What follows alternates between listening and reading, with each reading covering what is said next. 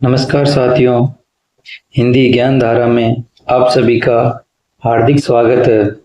साथियों, पिछली कक्षाओं में हमने हिंदी साहित्य इतिहास के आदिकाल से संबंधित अति महत्वपूर्ण व विगत परीक्षाओं में आए हुए प्रश्न उत्तरों के बारे में अध्ययन किया था।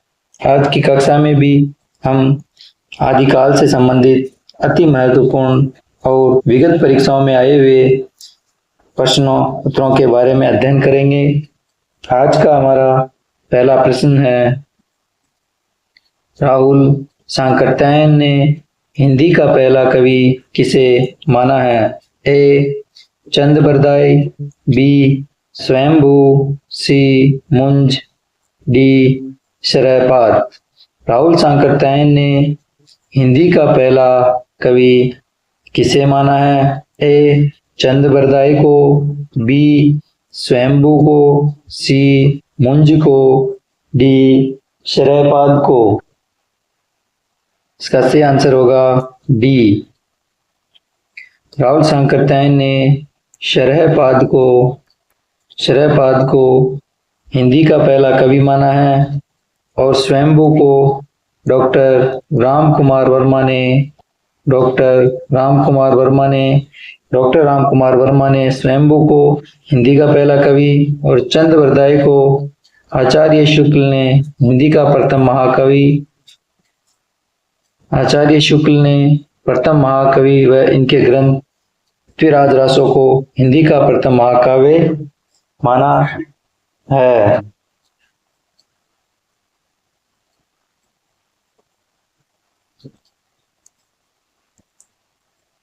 सिद्धों की वाणियों को हिंदी काव्य धारा के नाम से किसने संग्रहित किया? ए महामहोपाध्याय हरप्रसाद शास्त्री, बी डॉक्टर शहीदुल्ला, सी डॉक्टर प्रबोध चंद्र बनर्जी, डी महापंडित राहुल सांकृत्यायन। सिद्धों की वाणियों को हिंदी काव्य धारा के नाम से किसने संग्रहित किया? ए महामहोपाध्याय हरप्रसाद शास्त्री, बी डॉक्टर शहीदुल्ला, सी डॉक्टर प्रबोध चंद्र बनर्जी, डी महापंडित राहुल सांकृत्यायन। इसका सही आंसर होगा डी। सिद्धों की वाणियों को हिंदी काव्य धारा के नाम से महापंडित राहुल सांकृत्यायन ने संग्रहित किया।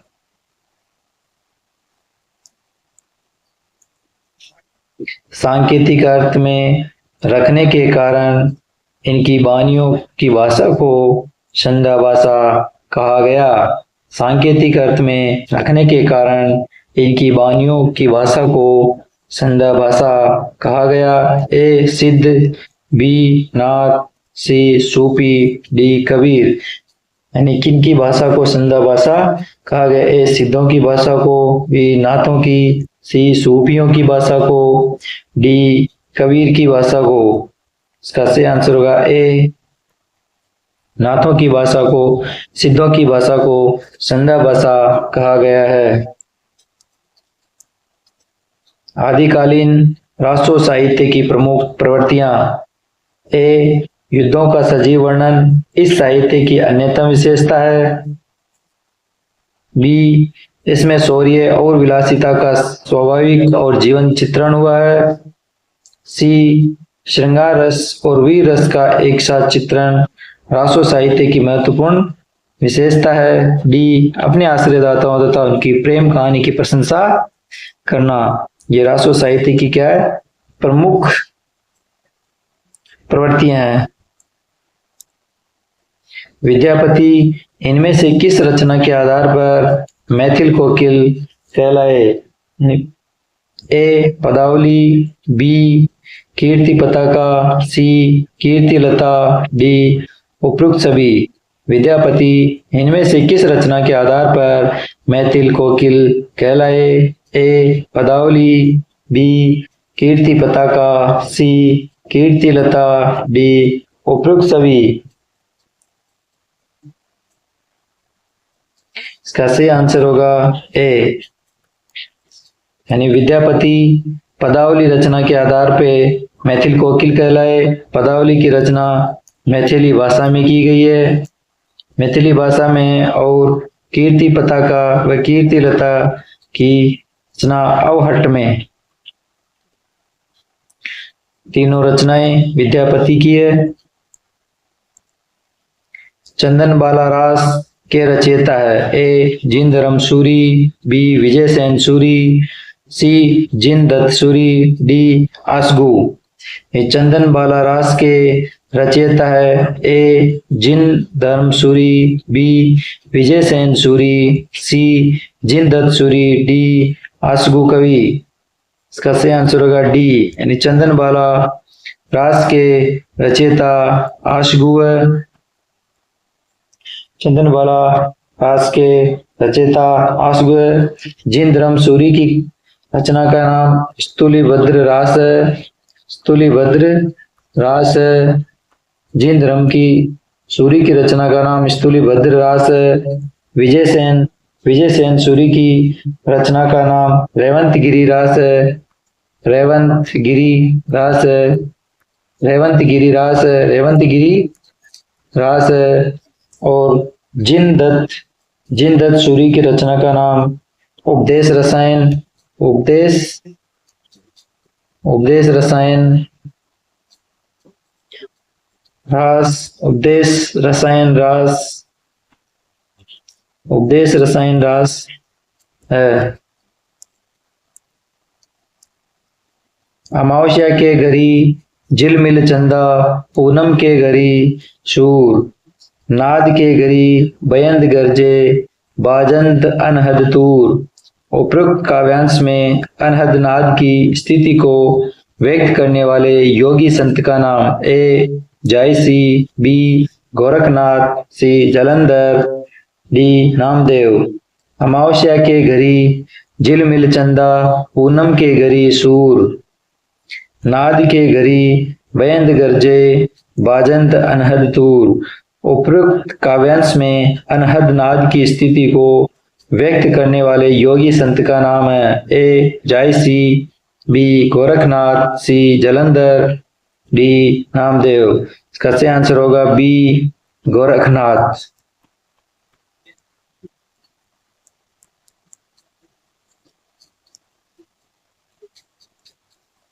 भाषा की कसौटी पर यदि ग्रंथ को कसते तो और भी निराश होना पड़ता, क्योंकि यह बिल्कुल बेठिकाने हैं, उसमें व्याकरण आदि की कोई व्यवस्था नहीं है। आचार्य शुक्ल का उक्त कथन किस ग्रंथ के संदर्भ में है? ए पृथ्वीराज रासो, बी बीसल देव रासो, सी अमीर रासो, डी कुमार रासो। भाषा की कसौटी पर यदि ग्रंथ को कसते हैं तो और भी निराश होना पड़ता है, क्योंकि यह बिल्कुल बेठिकाने हैं, उसमें व्याकरण आदि की कोई व्यवस्था नहीं है। आचार्य शुक्ल का उक्त कथन किस ग्रंथ के संदर्भ में है? ए पृथ्वीराज रासो, बी बीसल देव रासो, सी हमीर रासो, डी कुमार रासो। इसका सही आंसर होगा ए, कि यह कथन चंद्रवरदाई के ग्रंथ पृथ्वीराज रासो के बारे में है। निम्नलिखित में से किस रचना में कड़वक शैली का प्रयोग नहीं हुआ है? निम्नलिखित में से किस रचना में कड़वक शैली का प्रयोग नहीं हुआ? ए जम्बू स्वामी चरियु, बी परम चरियु, सी महापुराण, डी पाहुड़ दोहा। निम्नलिखित में से किस रचना में कड़वक शैली का प्रयोग नहीं हुआ है? ए जम्बू स्वामी चरियु, बी परम चरियु, सी महापुराण, डी पाहुड़ दोहा।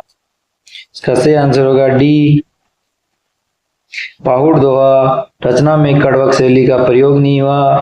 खिलाफ बाकी तीन जम्बू स्वामी, परम चरियु और महापुराण में कड़वक शैली का प्रयोग हुआ है। पाहुड़ दोहा राम सिंह की है।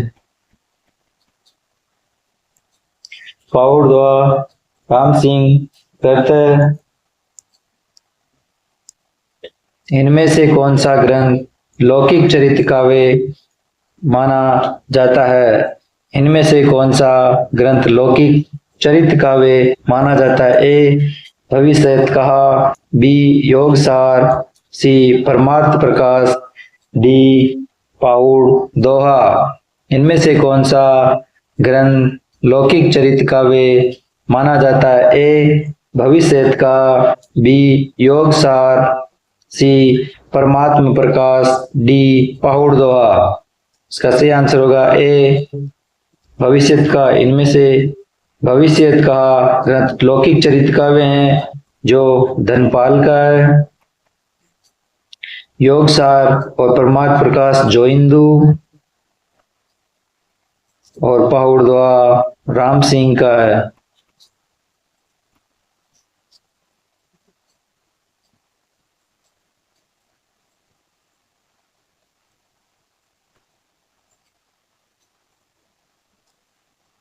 इन सिद्धों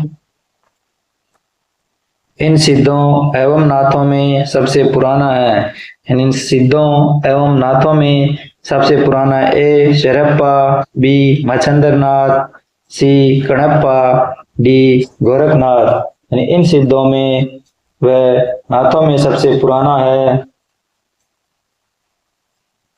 ए शरप्पा, बी मच्छंद्रनाथ, सी कणप्पा, डी गोरखनाथ। इसका सही आंसर होगा बी मच्छंद्रनाथ। मच्छंद्रनाथ इन सिद्धों नाथों में सबसे पुराने हैं। बीसल देवरासो की नायिका का नाम क्या है? ए राजवती, बी मृणालवती, सी रूपमती, डी राजमती। बीसल देवरासो की नायिका का नाम क्या है? ए राजवती, बी मृणालवती, सी रूपमती, डी राजमती। इसका सही आंसर होगा डी राजमती। बीसल देवरासो की नायिका का नाम है राजमती। अपभ्रंश का वाल्मीकि किसे कहा जाता है? अपभ्रंश का वाल्मीकि किसे कहा जाता है? ए पुष्पदंत को, बी धनपाल को, सी शालिभद्र सूरी को, डी स्वयंभू को। यानी अपभ्रंश का वाल्मीकि किसे कहा जाता है? पुष्पदंत को, धनपाल को, शालिभद्र सूरी को, स्वयंभू को। इसका सही आंसर होगा डी। ने अपभ्रंश का वाल्मीकि स्वयंभू को कहा जाता है और इनको वेदव्यास भी, अपभ्रंश का वेदव्यास भी कहा जाता है और पुष्पदंत को बहुभूति, अपभ्रंश का बहुभूति कहा जाता है।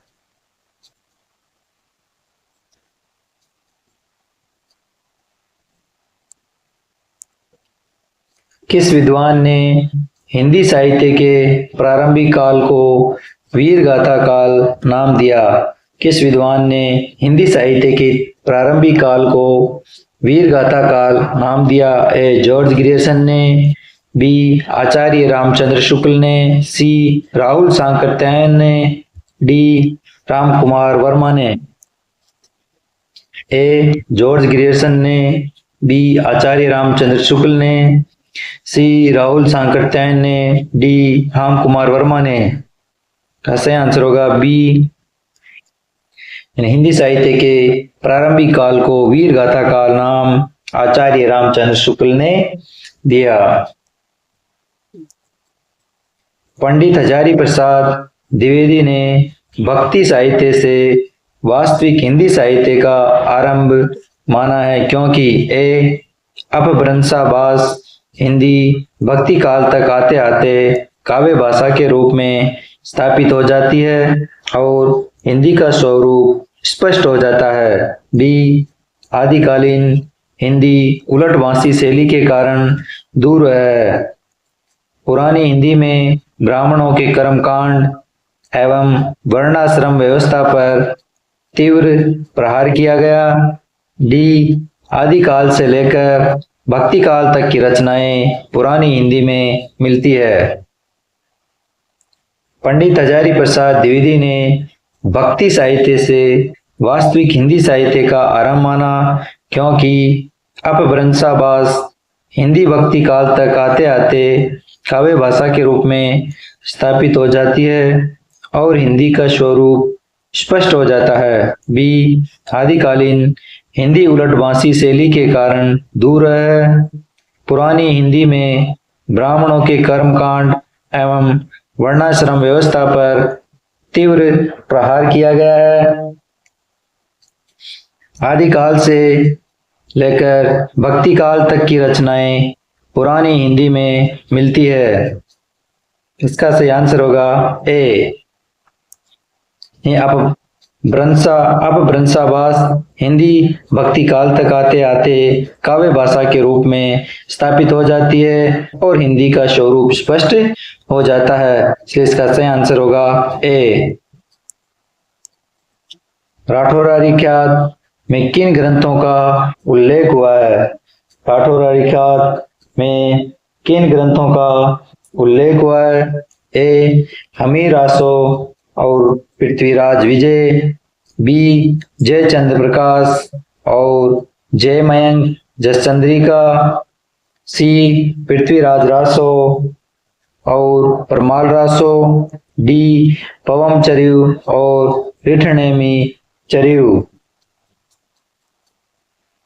राठौड़ारी ख्यात में किन ग्रंथों का उल्लेख हुआ है? ए हमीर रासो और पृथ्वीराज विजय, बी जय चंद्र प्रकाश और जय मयंक जसचंद्रिका, सी पृथ्वीराज रासो और परमाल रासो, डी पवम चरियु और रिठनेमी चरियु। इसका सही आंसर होगा बी। राठौड़ारी ख्यात में जय चंद्र प्रकाश और जय मयंक जसचंद्रिका ग्रंथों का उल्लेख हुआ है। स्वयंभू रचित कौन सा ग्रंथ है जिसमें राम कथा का वर्णन है? स्वयंभू रचित कौन सा ग्रंथ है जिसमें राम कथा का वर्णन है? ए संदेश रासक, बी पवम चरियु, सी परमात्मा प्रकाश, डी नाग कुमार चरियु। स्वयंभू रचित कौन सा ग्रंथ है जिसमें राम कथा का वर्णन है? ए संदेश रासक, बी पवम चरियु, सी परमात्मा प्रकाश, डी नाग कुमार चरियु। इसका सही आंसर होगा बी पवम चरियु, यानी स्वयंभू द्वारा रचित पवम चरियु ग्रंथ में राम कथा का वर्णन है और इसी ग्रंथ के आधार पर इन्हें अपभ्रंश का वाल्मीकि भी कहा जाता है। बसंत ऋतु के मादक वातावरण पर पड़ने वाले उत्तेजक प्रभाव का चित्ताकर्षक चित्रण बसंत विलास में किस भाषा के माध्यम से हुआ है?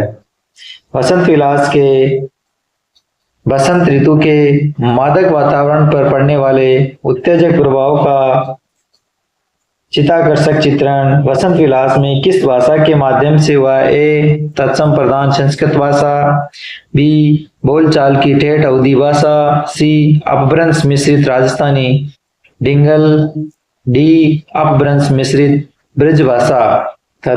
ए तत्सम प्रधान संस्कृत भाषा, बी बोलचाल की ठेठ अवधी भाषा, सी अपभ्रंश मिश्रित राजस्थानी डिंगल, डी अपभ्रंश मिश्रित ब्रज भाषा।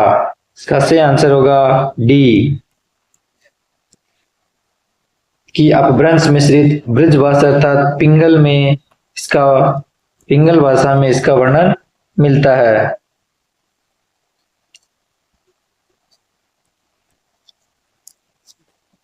वसंत विलास के विपरीत निम्न में से किन कृतियों का विवरण प्राप्त है किंतु कृति अप्राप्य है? यानी वसंत विलास के विपरीत निम्न में से किन कृतियों का विवरण प्राप्त है किंतु कृति अप्राप्य है। ए जय चंद्र प्रकाश, बी जय मयंक जस चंद्रिका, सी रेवंत गिरी रास, डी 1 तथा 2। जय चंद्र प्रकाश ए, बी जय मयंक जस चंद्रिका और सी रेवंत गिरिराज और डी ए तथा बी। इसका सही आंसर होगा डी, यानी ए और बी दोनों ही रचनाओं है। जो जय चंद्र प्रकाश है वह है भट्ट केदार की, जय चंद्र प्रकाश है भट्ट केदार की, और जय मयंक जस चंद्रिका मधुकर कवि की। और रेवंत गिरिराज है विजय सेन सूरी की।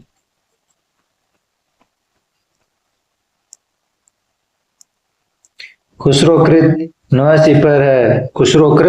सिपर है। ए प्रबंध काव्य, बी खड़ी बोली कविताओं का संग्रह, सी अरबी फारसी शब्दकोश, डी मुहावरों व कहावतों का संग्रह। खुसरोकृत सिपर है। ए प्रबंध काव्य, बी खड़ी बोली कविताओं का संग्रह, सी अरबी फारसी शब्दकोश, डी मुहावरों व कहावतों का संग्रह। इसका सही आंसर होगा सी, खुसरोकृत पर अरबी फारसी शब्दकोश है। आचार्य रामचंद्र शुक्ल के अनुसार किसकी रचनाएं साहित्यिक कोटि की नहीं है? ए भट्ट केदार और नरपति नालय की रचनाएं, बी सिद्धों और योगियों की रचनाएं, सी विद्यापति और खुसरो की रचनाएं, डी जगनिक एवं चंद बरदाई की रचनाएं। आचार्य रामचंद्र शुक्ल के अनुसार किसकी रचनाएं साहित्य कोटि की नहीं है? ए भट्ट केदार और नरपति नालय की, बी सिद्धों और योगियों की, सी विद्यापति और खुसरो की, डी जगनिक एवं चंद बरदाई की। इसका सही आंसर होगा बी, सिद्धों और योगियों की रचनाओं को आचार्य रामचंद्र शुक्ल ने साहित्य कोटि का नहीं माना। निम्नलिखित में से अपभ्रंश प्रभावित हिंदी रचना कौन सी है? निम्नलिखित में से अपभ्रंश प्रभावित हिंदी रचना कौन सी है? ए कुमार रासो, बी ढोला मारू राधुआ, सी बटेश्वर बाहुबली रास, डी जय मयंक जस चंद्रिका। निम्नलिखित में से अपभ्रंश प्रभावित हिंदी की रचना कौन सी है? ए कुमार रासो, बी ढोला मारू राधुआ, सी बटेश्वर बाहुबली रास, डी जय मयंक जस चंद्रिका। इसका सही आंसर होगा सी, बटेश्वर बाहुबली रास शालिभद्र सूरी की रचना है। शालिभद्र सूरी की रचना है जो अपभ्रंश प्रभावित हिंदी रचना है। कुमार रासो दलपत विजय, ढोला मारू राधुआ कुशल लाभ, जय मयंक जस चंद्रिका मधुकर, और शालिभद्र सूरी को गणपति चंद्र गुप्त ने हिंदी का प्रथम कवि माना है। आदिकाल को सिद्ध सामंत युग का ए राहुल सांकृत्यायन ने, बी आचार्य रामचंद्र शुक्ल ने, डी रामकुमार वर्मा ने, सी रामकुमार वर्मा ने, डी जॉर्ज ग्रियर्सन ने। आदिकाल को सिद्ध सामंत युग का ए राहुल सांकृत्यायन ने, बी आचार्य रामचंद्र शुक्ल ने, डी डॉक्टर रामकुमार वर्मा ने, सी डॉक्टर रामकुमार वर्मा ने, डी जॉर्ज ग्रियर्सन ने। इसका सही आंसर होगा ए, आदिकाल को सिद्ध सामंत युग राहुल सांकृत्यायन ने कहा। राहुल सांकृत्यायन ने कहा। सिद्धों में प्रचलित महामुद्रा शब्द का अभिप्राय है। सिद्धों में प्रचलित महामुद्रा शब्द का अभिप्राय ए सिद्धि हेतु आसन का एक रूप है, बी सिद्धि हेतु की जाने वाली क्रिया, सी सिद्धि प्राप्ति हेतु स्त्री संसर्ग, डी सिद्धि हेतु स्त्री से विरक्ति। सिद्धों में प्रचलित महामुद्रा शब्द का अभिप्राय है। ए सिद्धि हेतु आसन का एक रूप। बी सिद्धि हेतु की जाने वाली एक क्रिया। सी सिद्धि प्राप्ति हेतु स्त्री संसर्ग। डी सिद्धि हेतु स्त्री से विरक्ति। इसका सही आंसर होगा सी, यानी सिद्धि प्राप्ति हेतु स्त्री संसर्ग महामुद्रा कहलाता है। मुकरी लिखने का सर्वप्रथम प्रयास किस कवि ने किया? मुकरी लिखने का सर्वप्रथम प्रयास किस कवि ने किया? ए स्वयंभू। बी जगनिक। सी अमीर खुसरो। डी कुम्मन दास। मुकरी लिखने का सर्वप्रथम प्रयास किस कवि ने किया? ए स्वयंभू ने। बी जगनिक ने। सी अमीर खुसरो ने। डी कुम्मन दास ने। इसका सही आंसर होगा सी, अमीर खुसरो ने मुकरी लिखने का सर्वप्रथम प्रयास किया। दसवीं से 14वीं शताब्दी के साहित्य को किस विद्वान ने आदिकाल के अंतर्गत रखा है? 10वीं से 14वीं शताब्दी के साहित्य को किस विद्वान ने आदिकाल के अंतर्गत रखा है? ए आचार्य रामचंद्र शुक्ल ने। बी मिश्र बंधु ने। सी राहुल सांकरतैन ने। डी हजारी प्रसाद द्विवेदी ने। ए आचार्य रामचंद्र शुक्ल। बी मिश्र बंधु। सी राहुल सांकरतैन। डी हजारी प्रसाद द्विवेदी। 14वीं से 14वीं शताब्दी के साहित्य को किस विद्वान ने आदिकाल के अंतर्गत रखा है? इसका सही आंसर होगा डी, यानी हजारी प्रसाद द्विवेदी ने हिंदी साहित्य के इतिहास के 10वीं से 14वीं शताब्दी को आदिकाल के अंतर्गत रखा है। अपभ्रंश शब्द का प्रयोग सर्वप्रथम किसने किया? ए भरत मुनि ने। बी पतंजलि। सी राजशेखर। डी भमर। अपभ्रंश शब्द का सर्वप्रथम प्रयोग किसने किया? भरत मुनि ने। बी पतंजलि ने। सी राजशेखर ने। डी भामह। इसका सही आंसर होगा बी, पतंजलि ने सर्वप्रथम अपभ्रंश शब्द का प्रयोग किया। भरत मुनि ने अपभ्रंश को नाम दिया है। भरत मुनि ने अपभ्रंश को नाम दिया है। ए लोक भाषा। बी अन्य भाषा। सी देश भाषा। डी अशुद्ध भाषा। भरत मुनि ने अपभ्रंश को नाम दिया। ए लोक भाषा।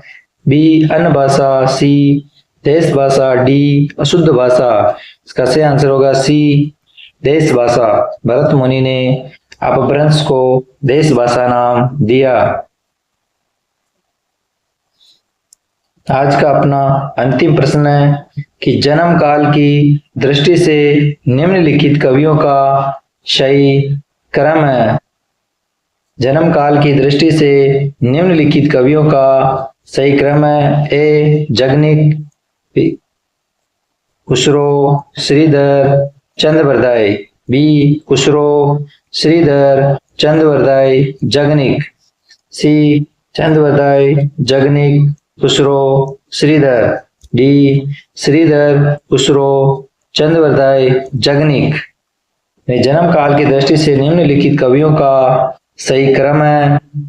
ए या बी या सी या डी। तो पहले चंद्रवरदाई का जन्म होता है। चंद्रवरदाई का जन्म है 1168 से 1192 ईस्वी। 1168 से 1192 ईस्वी। जगनिक का 1173। जगनिक का है 1173। खुसरो का है 1253। खुसरो का है 1253 से 1253 और श्रीधर का है 14वीं सदी। चंद्रवरदाई का 1168 से 1192, जगनिक का 1173, खुसरो का 1253 से 1325 और श्रीधर का है 14वीं शताब्दी। तो इस अनुसार हमारा होगा चंद्रबरदाई, दूसरे नंबर पे जगनीक, फिर खुसरो, फिर श्रीधर। तो इसका सही आंसर होगा सी। तो आज की कक्षा अपनी यहीं समाप्त होती है। धन्यवाद।